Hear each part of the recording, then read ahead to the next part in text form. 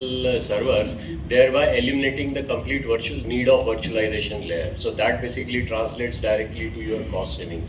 So this is how these are many of these things inherently built into the platform that basically help you optimize your cost and increase your ROI, right? And with this, you basically get a flexibility that today you can move from on-prem to cloud, cloud to multi-cloud, or again back to on-premise with a very ease. So that is how we can help you improvise your ROI. Thank you. Thank you.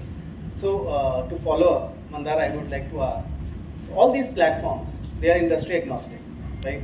So how do industries which have stringent regulations exploit or Red Hat, OpenShift address their scalability and performance issues, which has a lot of regulations, say BFSI?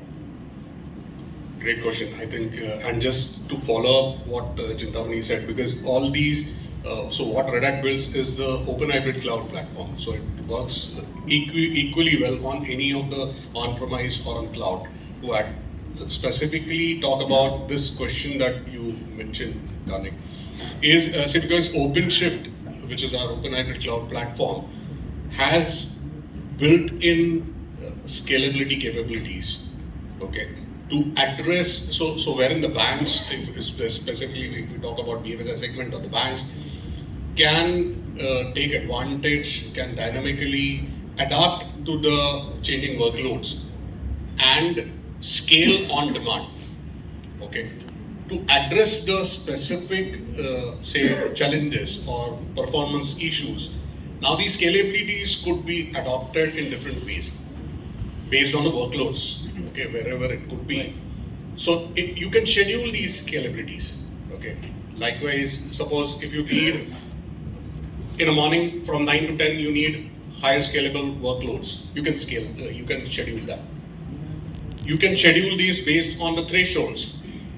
So typically we talk about CPU and memory scalability, the horizontal part scalability that it is there. Now when we talk about scalability, mind you, the automation that in scalability OpenShift provides is scale in and scale out both, because you need investment protection, right? You cannot hold those resources, the infra resources. So you can have horizontal port scalability for, so suppose you set this threshold for 60-70% of the CPU or memory utilization, or OpenShift directly scales those apps. So we are talking about app platform and not only the resources. Apps, and scales out or scales in when not required. And customer sees that as a success when the business sees the success. And business sees the success when it goes live or after it goes live. So what my customer's problem is, okay, do you have the right observability? Do you have the right alert mechanism that, okay, it notify that before it scale, it should notify, it should also scale automatically. Then Mandar talked about, okay, there are business applications which use message queues, right? And message queues are expected to scale based on the traffic or the transactions. So when we run the microservices of business application microservices, or it is observability, we needed the queues to be managed, and queues are all either Kafka or Red Hat Kafka or MQ or one of these. And that's where Livestream was built to help you realize the return on investment of the OpenShift platform, where you can proudly say that, okay, this is how my queues are getting monitored, managed across multiple cluster. It is not limited. And I think Chintamani also said that, okay, OpenShift like Kubernetes is not limited to one cloud. It is for multiple cloud and hybrid.